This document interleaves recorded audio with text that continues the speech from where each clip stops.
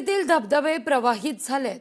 चिपळूणच्या सवत्सडा या धबधब्यावर पर्यटकांची गर्दी आहे। धोका लक्षात घेता लांजातील धबधबा पर्यटकांकरता बंदच आहे।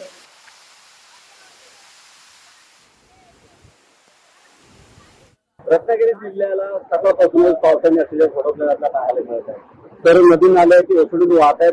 धरणं ओसलू झालेले आहेत। धरणांची जी पाणी आहेत ते ओसलू झालेले आहेत। जे धबधबे आहेत तिथे मात्र प्रशासनाने जे पर्यटक आहेत त्यांना जाण्यासाठी मजाव केलेला आहे। मात्र चिपळूणमधील जो सवत्सडा धबधबा आहे तिथे पर्यटकांची गर्दी आपल्याला पाहायला मिळत आहे। खरं तर हा जो सवत्सडा धबधबा आहे तो पर्यटनासाठी वर्षा सहलीसाठी सुरक्षित मानला जातो।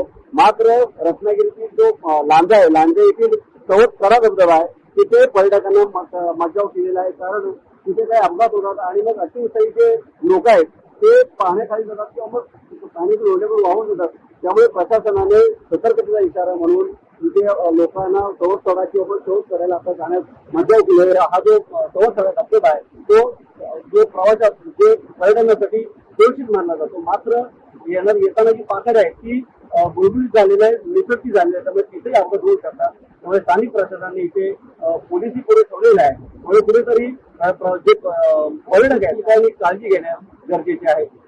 त्यामुळे प्रफुल्ल चव्हाण, राजेश जाधव, लोकशाही मराठी, चिपळूण, रत्नागिरी। लोकशाही मराठी ऐका, पहा, जागरूक रहा।